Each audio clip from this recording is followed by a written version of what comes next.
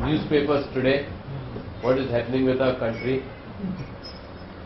Now, there is a total pessimistic scenario, and it's only such times which offer good investment opportunities, because in such times people tend to run away from the stock markets.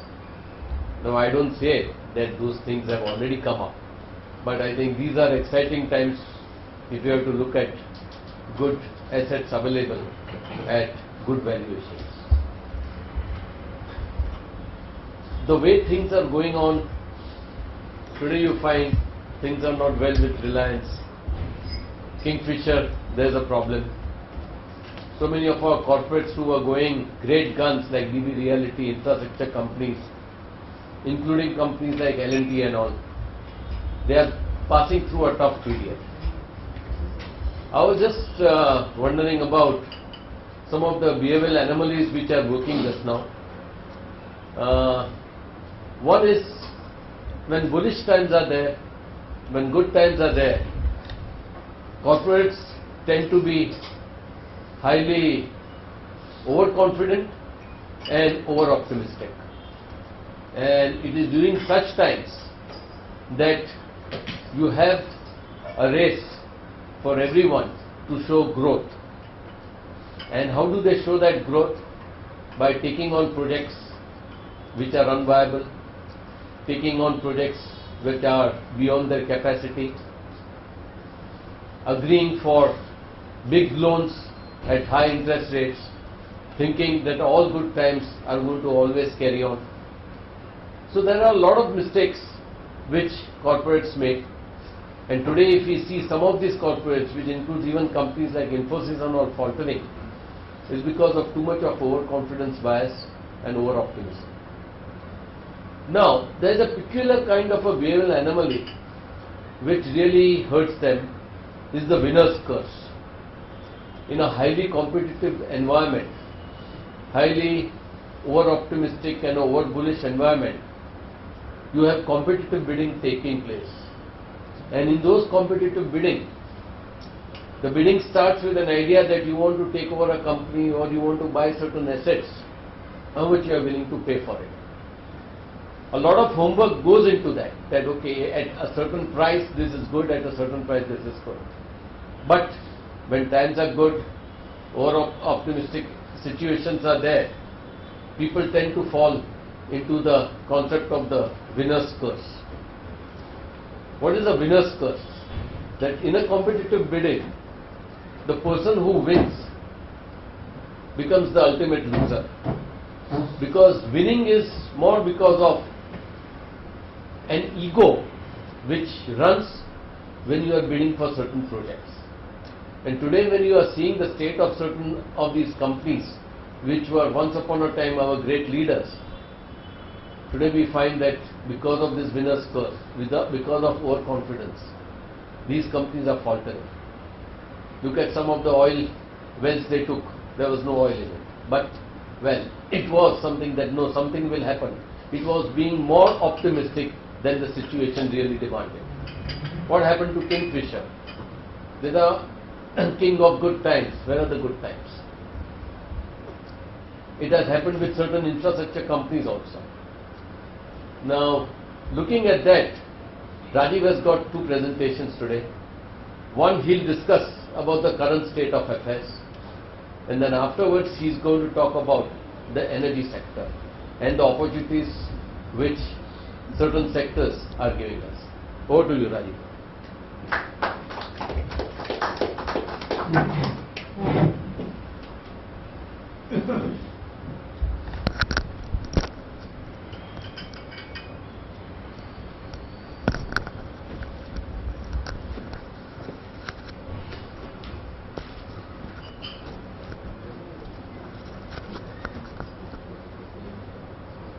Good evening.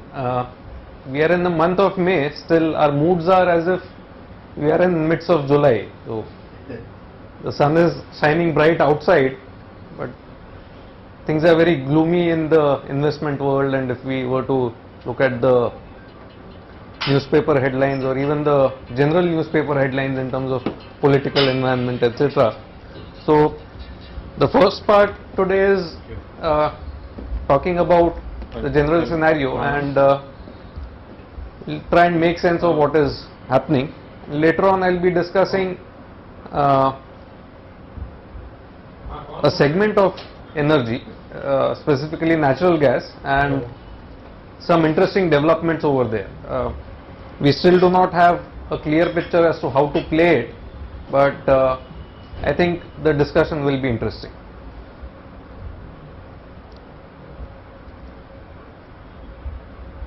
These are broadly the points that I could think of. Maybe you have additional points to talk about. We have high interest rates, which is hurtling the bottom line of various companies. Rupee has fallen, which is hurting people who have borrowed money in foreign currency, also people who have imported raw materials in their production process. Because of crisis in Europe, etc., there's uncertainty, projects could get put off, demand could be subdued. We have had telecom licenses being issued and then being cancelled by Supreme Court, which termed them as invalid and illegal. We have had mining operations being carried out, and suddenly there are orders which close down the mines. You have HCC constructing Lavasa, suddenly Environment Ministry says no, it's illegal, work stops, again it starts. So you have all sorts of policy flip-flops happening. Vodafone appeals against income tax order, goes through the grind, goes all the way to Supreme Court, there is euphoria. Again you have budget proposals which bring in retrospective amendments. So quite a bit of things are happening over here. A lot of sectors there's low demand, especially things like real estate and all. At the current prices there's no offtake. Europe I discussed. Energy prices, so although crude oil has started coming off last week or so, but still there is talk that we may need to increase petroleum product prices to compensate for past losses and also the currency weakening. And people talk about investing in things like FMCG companies and pharma companies, but unlike 2008, today there is no value even in these stocks. So what does one do from an investment scenario? Anything I have missed out? Any other concerns that are there? Politics. Political uncertainty, yes. The bottom line is that policy flip-flop is taken care of. End of the world, 2012. It seems like that. If we look at if we look at all this, it seems like that. If we were to go by the newspaper headlines.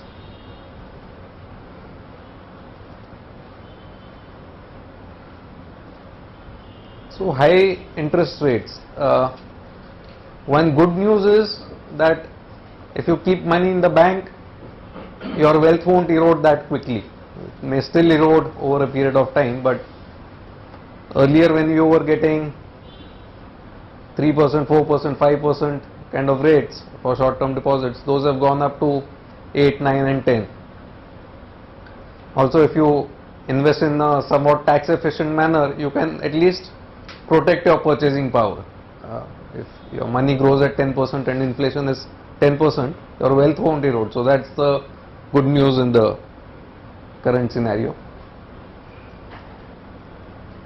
And it is in such times that this thing comes into play. All along, almost for 2 years, 3 years, we've been harping, don't invest in companies with a lot of debt. Don't buy leveraged companies. This is the reason.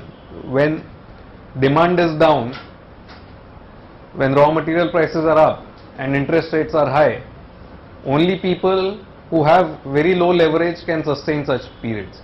Other companies will find it difficult to sustain. So in such an environment, some of the infrastructure companies may find it difficult to sustain, or airlines may find it difficult to sustain. So this still holds true even today. If you are contemplating investing, or leave aside investing fresh money, look at investments which are there in your current investment portfolio. Evaluate the companies. If the company has a lot of borrowing and demand is soft, it is possible that the company may not see through the recession. Exit such investments. The flavor of the month last time round will not be again a hot sector next time round. So in 2000, 2001, the dot-com companies were fancied. In 2007 it was real estate, infrastructure, commodity.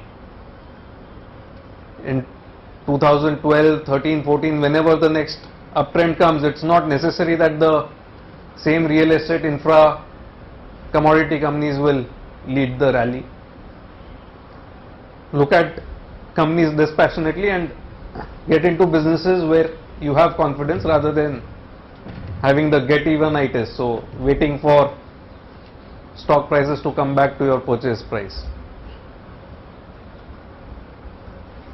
And in such times, cash-rich companies have it good.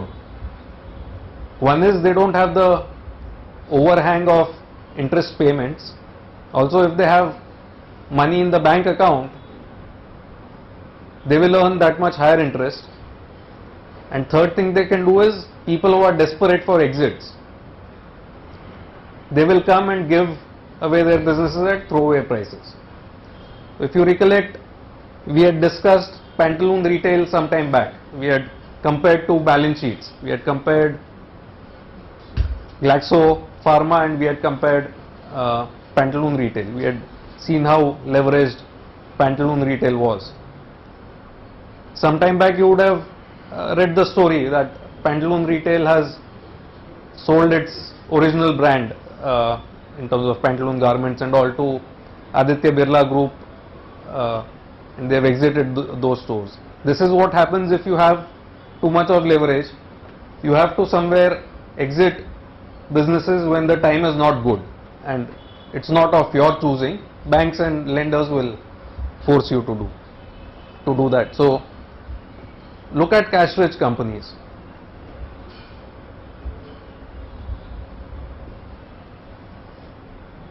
Rupee is declining at a rapid pace. From around 45 we have reached 54.5 or close to 55. This is bad for importers or anyone who's borrowed money in foreign currency, but it's not bad for everyone. If you are exporting things, or if your produce, even though consumed locally, is denominated in foreign currency, you won't have too much difficulty. You will in fact benefit. So if you are selling crude oil, for example, ONGC will produce crude oil from Bombay High and sell it in India, but still their price is determined in dollar terms, their crude oil price, which is converted to rupees. So they should not have difficulty at the macro level. Subsidies are another part, so I am not recommending buying ONGC, but I am just giving an example that if your produce is denominated in dollars, it's beneficial for you. Or iron ore mining company, if they are exporting, then they will benefit from the depreciation of rupee. IT companies, for example, there could be various examples here. Again, generic pharma exporting companies, you will have to look at them individually in terms of their business prospects apart from the rupee, but overall it's beneficial for exporters. And even if your input costs are determined in dollars, it's not negative for everyone. If the business has pricing power, then they can pass on the input cost increase to their consumers. So if you are a power plant which is importing coal, coal prices go up, rupee depreciates, your input cost will go up. But if you are operating in a regulated environment and not on the tariff based bidding, then you can pass on those input cost increases to the consumer. And there is this question of global uncertainty, whether European or otherwise. There is uncertainty, you can't wish it away. There is a possibility that Greece may default, or it's becoming more and more real as time goes by. Unlike what I felt some time back, or unlike what Robert said when he addressed our Rotary Club saying everything will be fine. So it's a possibility now, but question to be asked is, does it affect all companies equally? That is one. And second is that already priced in? So it's not that the prices are at the same level as they were before the uncertainty came in. So if there is an overreaction, probably it will give a buying opportunity. On the other hand, if prices have not fallen sufficiently enough, then maybe there is still more pain to come.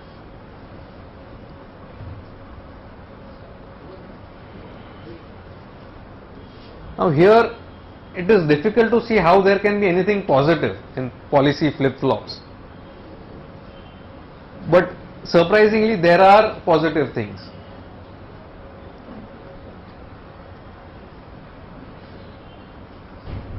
See, in the policy flip-flop, if you look at the telecom sector, where a lot of licenses have been cancelled, corporate heads have gone to jail, ministers and party heads have gone to jail. It has brought about much needed cleaning in the system. So one is, people who did wrong got punished, that is one. They did not benefit because those licenses were cancelled. And third thing is, India was a crazy market, in the sense people who had absolutely no interest running a telecom business queued up for licenses to get the spectrum cheaply, and then onwards sell it off to other companies. Now what has happened is, all those frivolous applicants are thrown out, and to that extent irrational pricing will come down, and we are seeing some uptick in pricing for telecom consumers. Similarly, in airlines, if your flight is getting cancelled, it's a very painful thing to happen, but I don't know why as taxpayers we should keep pumping in money into Air India, where the pilots go on strike at the drop of a hat, or why banks should keep funding Kingfisher.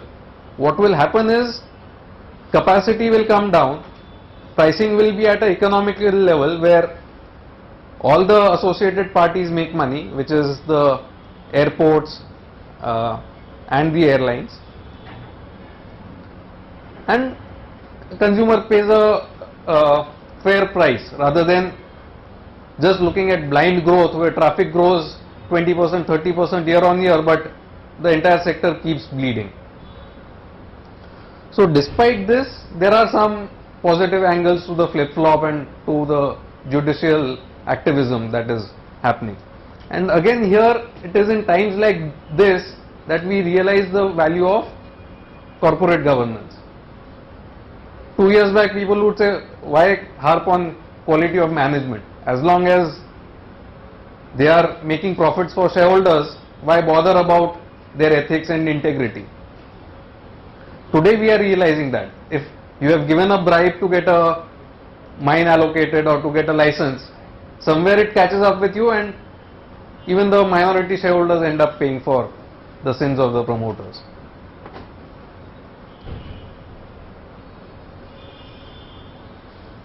And if the recession really takes hold, you will see demand falling off and supply demand gap being so big that prices will in some cases fall to multi-year lows, or in some cases multi-decade lows. In 2008 it happened in the case of shipping. Shipping rates, the Baltic Freight Index came off as much as 90%. So if you were able to hire out a ship at 100, next day or after some time your hiring out rates would be 10. That was the kind of fall in pricing that happened.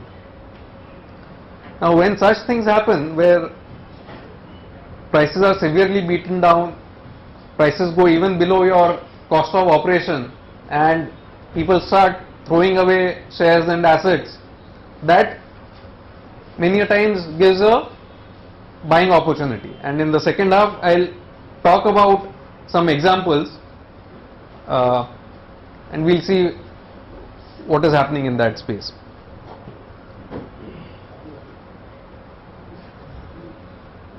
Just to take a moment on Europe, how bad is it? Don't take my word for it, because I've been proven wrong in the past. I thought it will blow over after the first round of bailout.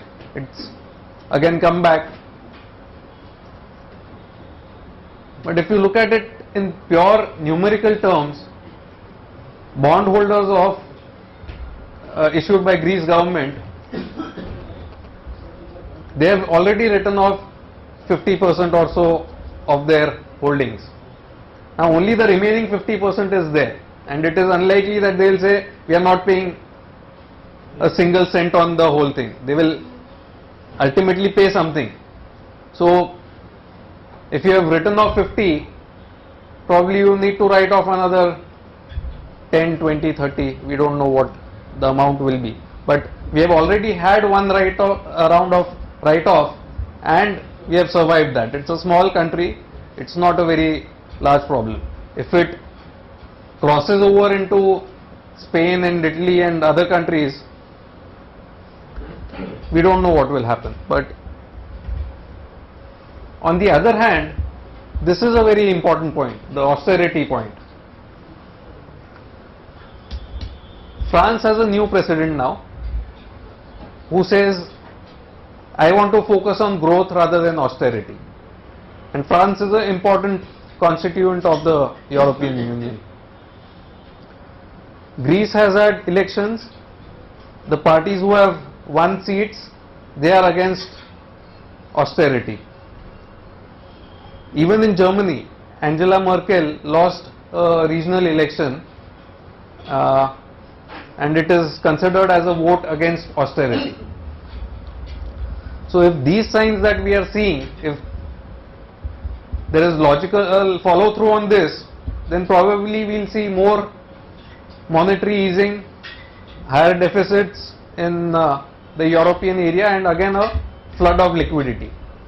We have seen this happening in US after the 2007 and 8 crisis, where people said that we should let the economy survive, we'll worry about deficits later. If that were to happen, then again you will see interest rates remaining at record lows, a lot of money being pumped in, government spending money and all of that.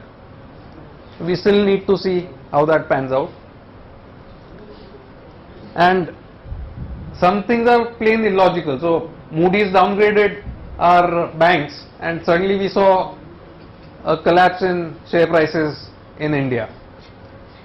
Actually that rating is on an international borrowing basis. Doesn't affect these banks so much because most of their deposits and lending is in India, and it's not that they have done something wrong in India because of which their rating was affected. It's more of a sovereign rating linked downgrade.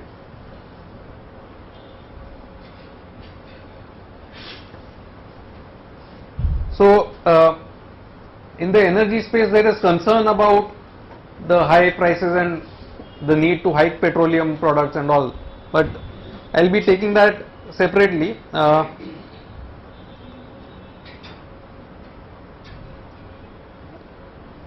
Despite the turmoil, there are some interesting developments in this space.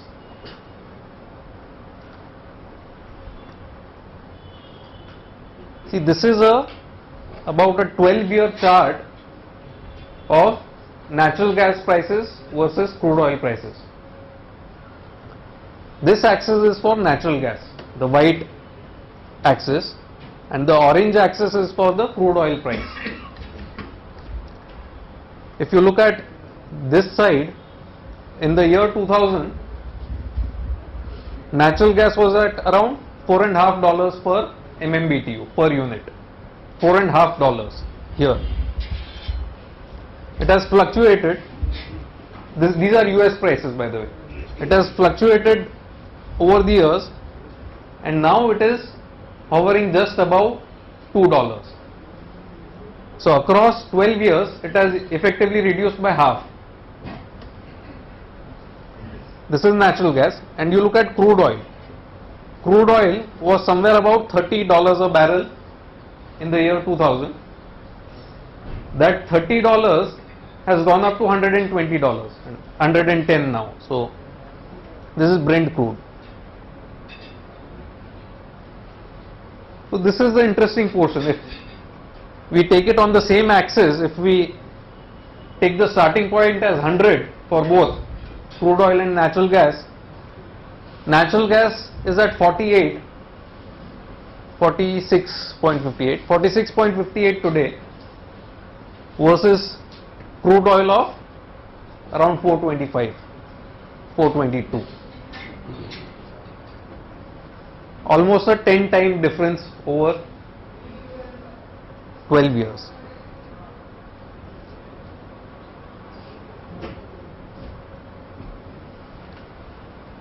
But this natural gas bounty of $2.1 or $2.3 is restricted to the US.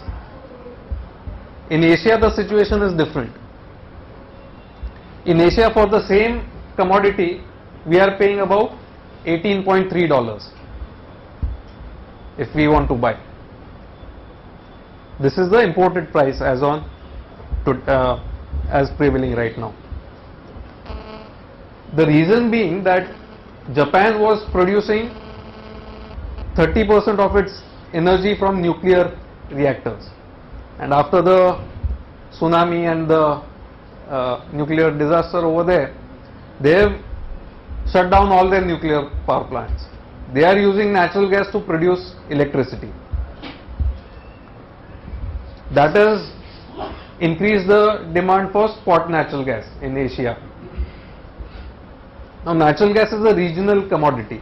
Even though it is available at 2.3 in the US, you can't easily convert it from there and bring it to Asia. That's why this huge price difference is there.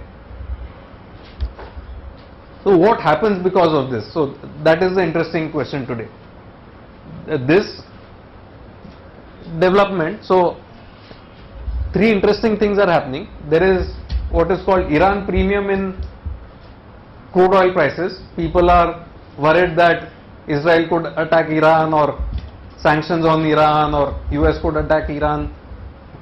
So crude prices are slightly elevated because of this nuclear disaster in Japan. Spot natural gas prices, especially in Asia, are at elevated levels, and because of huge natural gas discoveries in the US, shale gas, especially shale gas, prices in US are at depressed levels. The gas is so plentiful in US that people are expecting in a month or two they'll run out of storage space. They'll not have any place where to keep natural gas, and what happens to prices then remains to be seen.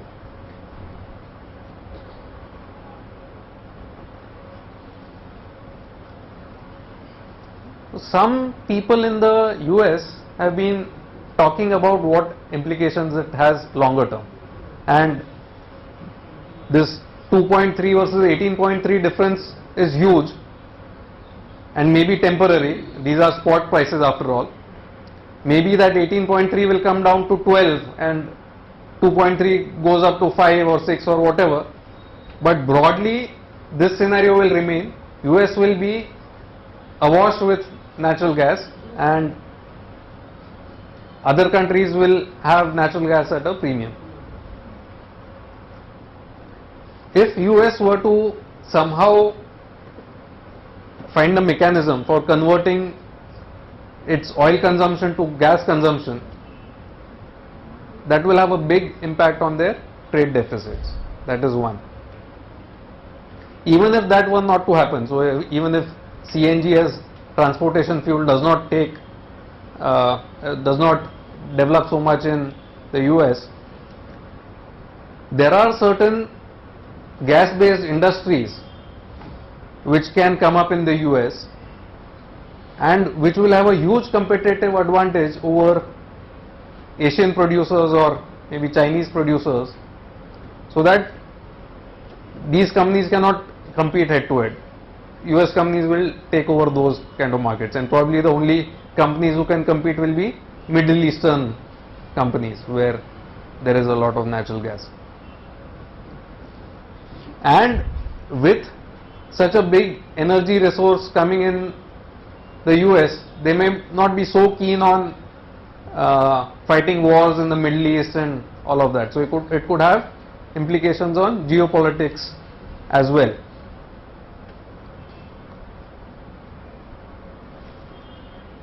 So very interestingly, there is a company, Dow Chemicals. It's more popular in India because, or more well known in India as purchaser of Union Carbide. This is a more than 100-year-old company in the US. What they are doing is they are setting up a huge plant in the US which will use this gas to make ethylene and propylene. Now these are products which even a company like Reliance Industries makes in India. The question I have in my mind is what happens when that production comes on stream. Does it affect the margins of a company like Reliance or not? Of course, Reliance is a complex company to understand. They also own some shale gas reserves in the US and so on. But this is an interesting development. And also, I spoke about cyclical companies where if the prices fall to decade lows, then the share prices of those companies suffer and sometimes offer good multi-bagger opportunities. So there are these natural gas producing companies in the US which have significant shale gas resources, but as you would have guessed, with such a steep fall in the price of natural gas, they are either making very little profits or making losses. So is there an opportunity somewhere there?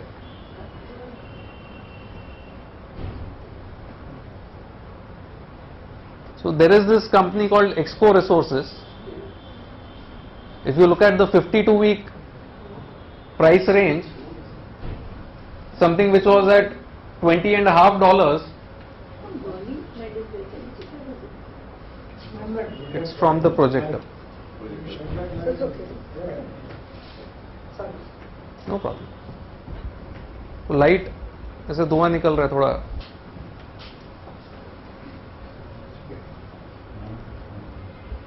So this company, which was quoting at $20.50, has steadily declined to about 7.29. It had gone to as low as $5. So if you are saying $5, then roughly 75% of its market cap got eroded within a year. This is 1 year's price chart. And similarly, most natural gas companies in the US are trading at very low prices. Everyone agrees that $2 is not a sustainable price for natural gas. It is far more valuable than $2. Question is, when will the prices return to somewhat normal levels like 4 or 5? And if that happens in a few years' time, these companies could benefit. On the other hand, you could explore investing possibilities in companies which use this gas rather than the gas producers, which use this gas for their business as an input, even those companies could have it good as compared to other countries. So for example, Dow Chemicals could become more competitive vis-a-vis manufacturers in other countries.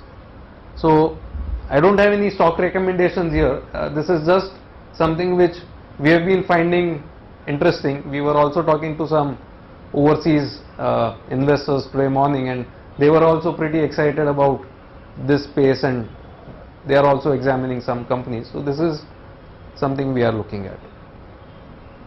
My formal presentation closes here. I would be happy to take any questions that you may have on the overall scenario or anything pertaining to natural gas.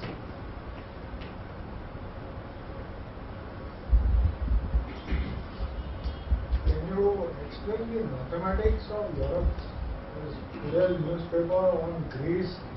They talk of $50 billion and impact of $1 trillion, and no number seems to make any sense.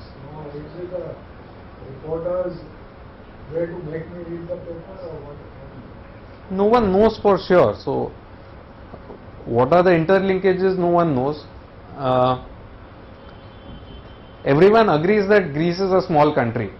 What people are worried about is the domino effect, or that effect spilling over to other economies. And in the financial sector, what happens is even if a sufficient number of people think that something is going to happen, it becomes a self-fulfilling prophecy. So if enough number of people talk about Greece exiting Eurozone, you will see a run on Greek banks. So all depositors in Greece will say, let me go to my bank, withdraw those euro notes in currency form, so that my purchasing power is safe. If I continue holding those euros in the bank, suddenly one fine morning our government will say, we are moving to a new currency, your euros have been forcibly converted to a new currency, and you don't know what the value of that new currency will be.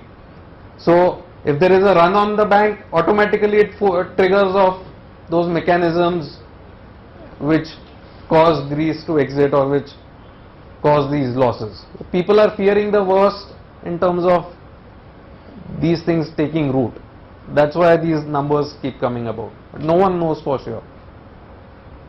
Using UK, because it is not connected with Euro, will come off winner in this.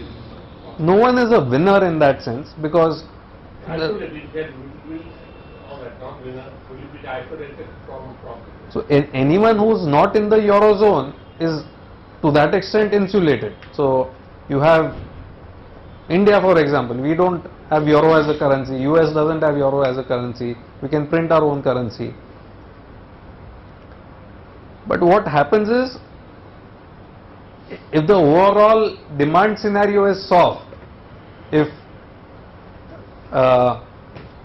globally there is a recession, then everyone is affected, including UK. See, what happens in a recession is, or in severe austerity is, government will say our expenses are beyond control, so let's bring down our expenses. When they bring down expenses, the economic activity comes down, because of which their tax revenue comes down. So they need to cut further expenses, and that becomes a cycle. So if we get into that cycle, it's bad for everybody, not just Europeans. That is what people are fearing. If there's a mild recession, then it's not so bad for India. One, because most of our economic activity is domestic. We don't rely so much on exports. That is number one. Number two, we import a lot of things which are dollar denominated. So if there is a recession and if crude price comes down to, let's say, 80 or 90, that is a huge positive for a country like India. But to form Euro, there was a lot of problems. To break, there will be like atomic bomb problem, and it breaks up. It will break up. These things keep happening. So you had the Asian financial crisis in 97, 98. You have had Latin American countries going bankrupt. All said and done, the main engine of Europe is Germany, which probably will continue to do well. There could be a 6-month, 12-month or a 2-year aberration in between. It's not that the world will come to an end, and even otherwise Greece is a beautiful country to visit as a tourist. People will still go there to for a holiday. So even Germans will keep going to Greece for a holiday irrespective of the currency that they have. India will be, if it breaks up, Euro breaks up, so India will. See, there are no direct linkages as such. So it's not that State Bank of India has a huge exposure to Greek bonds. That is not there. It's indirect effect. If our exports to Eurozone come down, that is the impact on India. Car industry. Most cars exported to Europe. What is the reason the rupee is depreciating so fast? Is there any reason? Capital inflows. So we have a trade deficit that has been there for many years. It's not that it's started recently. But what was happening was capital inflows were balancing the trade deficit. Now you have capital inflows which are not coming in, and sometimes they are going out, capital is going out. So on both fronts you have a deficit which causes currency to weaken. But overall, is it good for the country or it's bad? I'll just complete that, Ashwin bhai, just 1 minute. See, it's neither good nor bad. What it causes it causes balancing.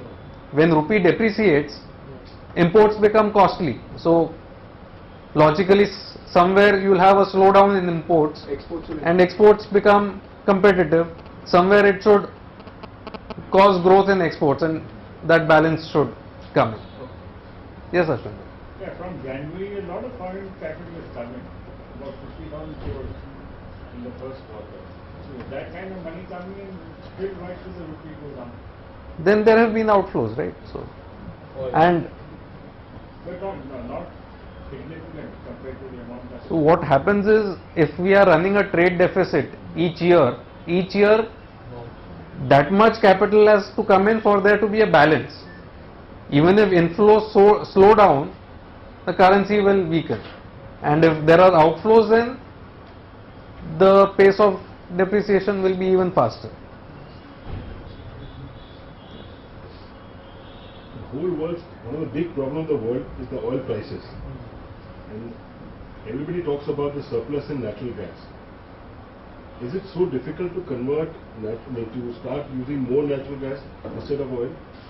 Like locally, that you see the taxis, they are able to survive because they are using natural gas instead of, petrol. So why the world doesn't start using more natural gas? See, what happens is, in India, in Mumbai you have taxis running on natural gas, Delhi, some states of Gujarat, but if you go to, let's say, Hyderabad, you may not have people flying on CNG. Natural gas is, in terms of chemistry, it's mainly methane. It's a very light form of gas as compared to LPG. LPG is heavier. LPG, you can put it in a cylinder and transport. So LPG will be available all over the country, but you won't have CNG available all over the country. Natural gas has to be transported only in the form of pipelines. That's the only way of transporting it. Or you have to have these LNG container cylinders or LNG tankers for international shipping. And there is some experimentation going on for transporting natural gas by trucks, but it hasn't taken off in a big way. The biggest impediment to use of natural gas is transportation, and that's the reason why prices in US and in Asia are so dramatically different. How do you transport that gas? What is our position on natural gas in India? Are we in surplus? We are deficit in terms of natural gas, and this is an interesting question. What happens to our local gas companies. I have spoken about local gas companies in the past, Petronet LNG, Indraprastha Gas, Gujarat Gas and so on. We are short of natural gas, that is the first answer. Second, the expected production that was to come from KG Basin, that is not up to the mark, that is having a shortfall. So all the more reason why there should be higher demand for imports. But international prices are so high, 18.3 versus domestic gas which would be around $5-6. So at that price, some people may choose not to consume. Some fertilizer companies, some power companies may say, we can't afford to buy gas at this price, we would rather keep our plants idle. So that is the situation. If demand drops off because of such steep spot prices, you could see growth in companies like Petronet LNG tapering off for some time, till the international prices come to more reasonable levels.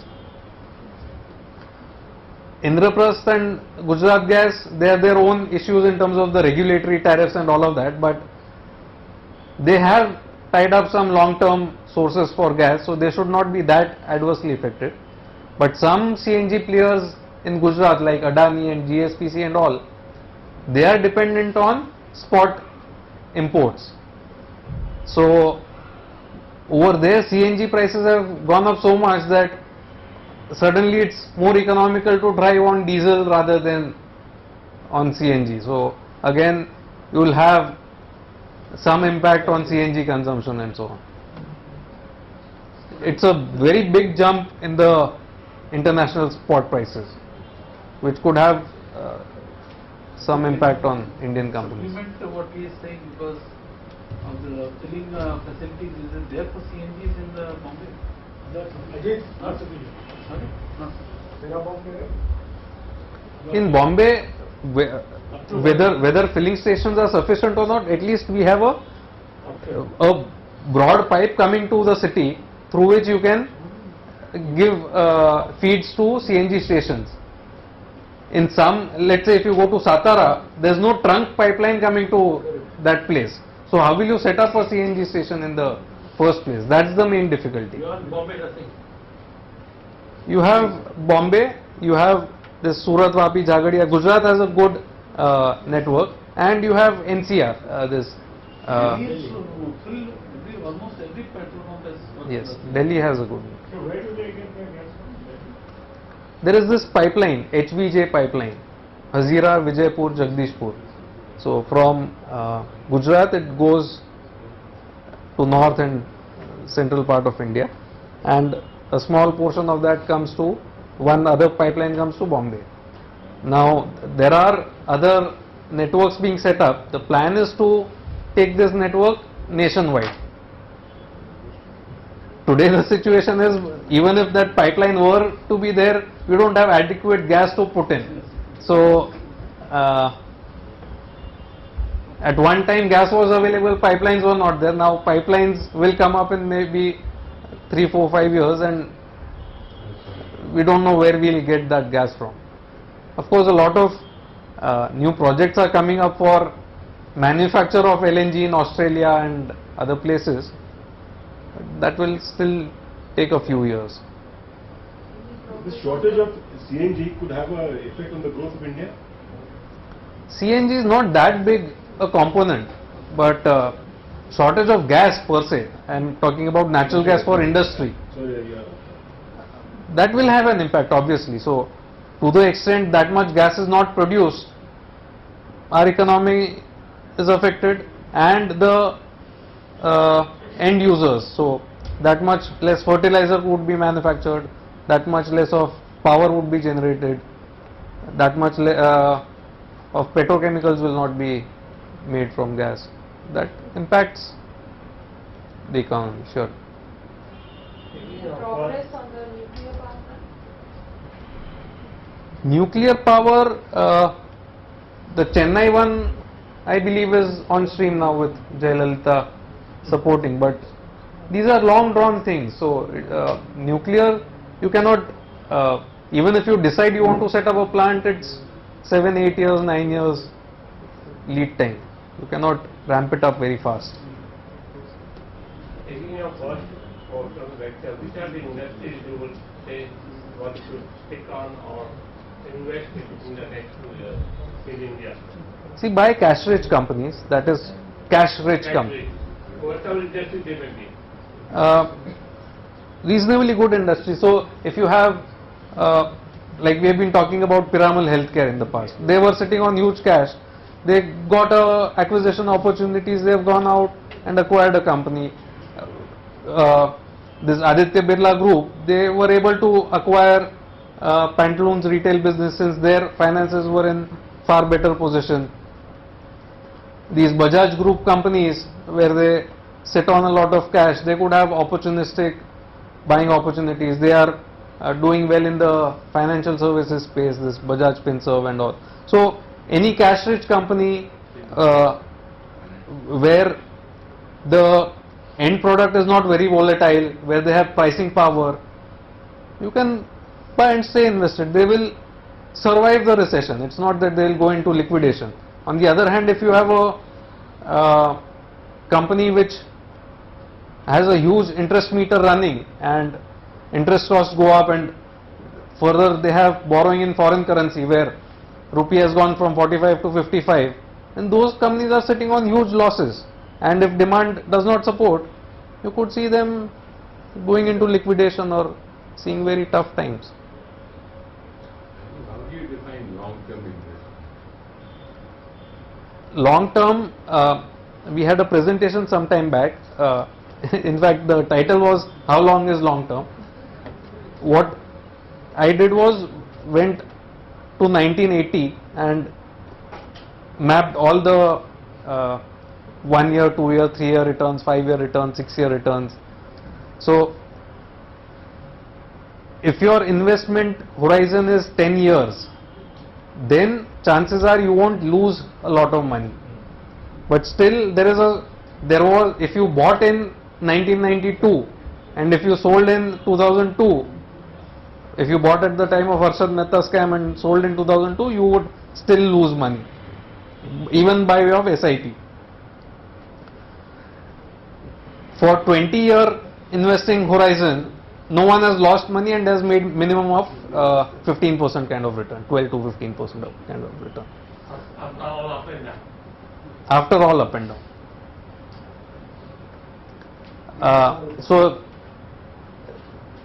usually people say 3 years is long term or 5 years is long term. For 5 years market has done nothing. So if you look at today's index level, it is where it was in 2007 or even lower. For 5 years, equity markets and even mutual funds have not done too well. Have you got a list of companies that are say in trouble because of the non-taxing and foreign loans? Don't worry too much about companies in trouble. We try and look at companies which are going to do well. But media has those names. So Kingfisher Airline, for example, or Pantaloon, for example, these are stretched companies. Some of the companies in infrastructure space, these Adani Power or GMR, GVK, all of these have taken a lot of loans, and if project gets stuck because of some reason or if they have not managed the risk properly, then they could have difficulties. So infrastructure, real estate, these are the two spaces where you will see maximum damage in terms of high interest costs and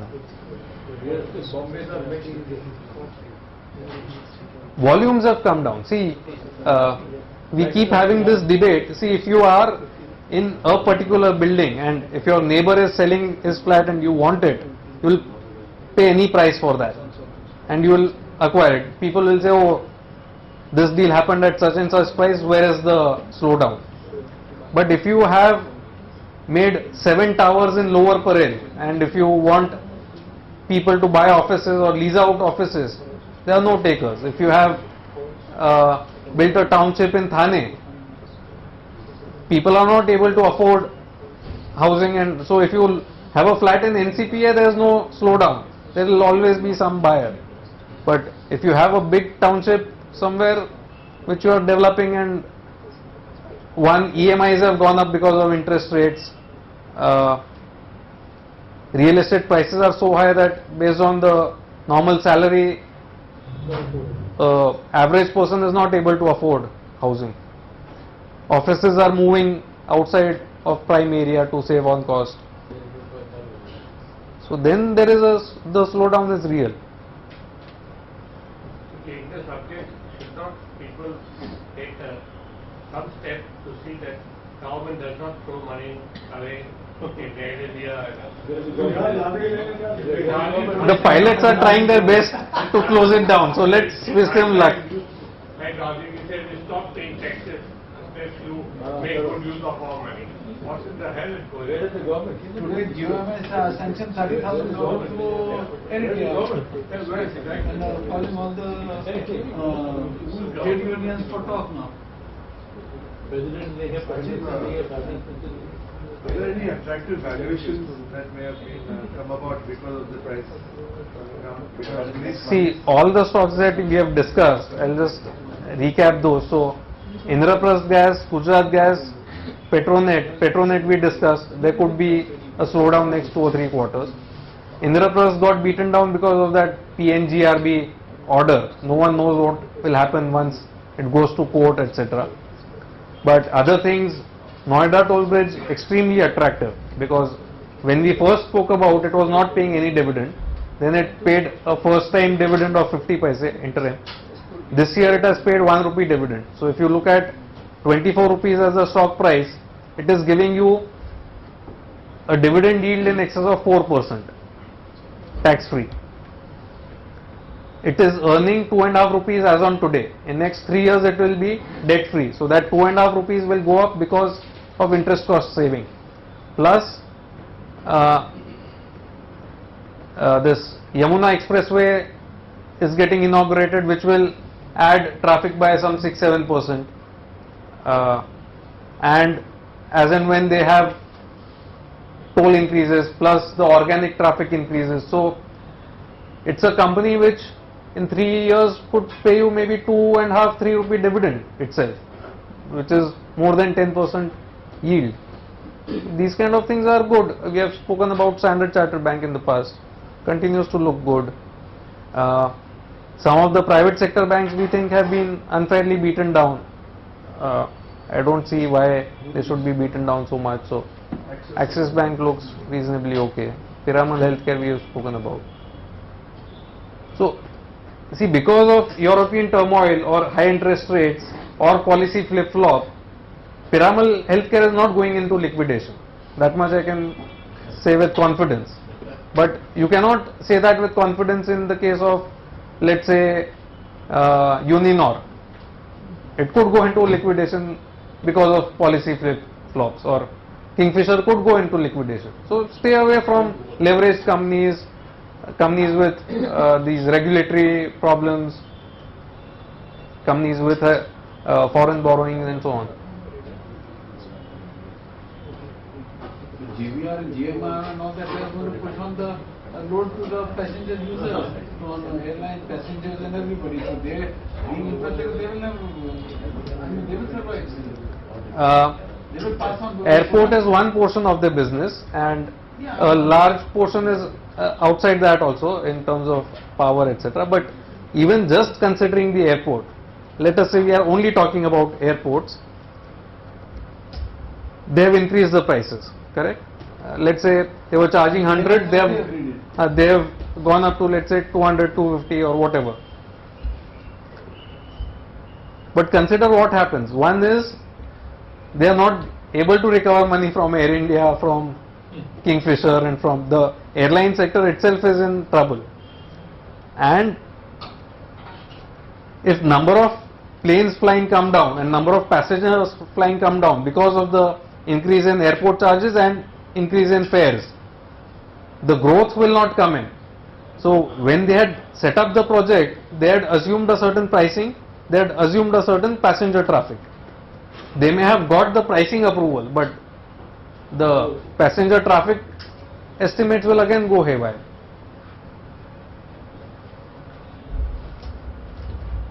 Let's wait for the actual situation to evolve. So Noida toll bridge itself is a failed company if you look at it. Yeah, because of. Because initial 5-7 years it did very poorly for its investors. Even for last 1 year, it has not done anything. And I'm not concerned about the last 1 year in terms of stock price. I'm saying purely in terms of cash flow. A person who put in 10 rupees in the company in 2001 till 2010 had no cash flow from the company. That stock was a dud. But then his rupee has depreciated, no? In 10 years. Correct. So Last time when you told us about Noida, it's almost like 6-8 months back. And I am not worried about that. I'll tell you why. See, as long as I would be worried about that if profits had dipped, if debt situation had worsened, or if anything of that sort had happened. In the last 1 year, the debt figure has come down, the traffic has increased, they have been able to pass on a toll hike to the consumers, and they have increased the payout. So from 50 paise they have gone up to a rupee. So what my estimate is that if in 3 years, 4 years time they are able to pay 3 rupees as dividend, how do I care where the price is? I am getting a 10% tax free yield, and that capital appreciation will come because it's a bridge operating at 50% capacity. It has those shortfall in projected numbers because of which they have 99 acres of land and all of that. So all that may pan out someday. The cash flow itself will take care of your return needs. So I am not worried about that. If I was invested in some other company, let's say a power company where the project is stuck and they have huge amount of debt, then I would be worried. As long as the underlying business is fine, no worries. See, in the last turmoil in 2008, I had bought stocks at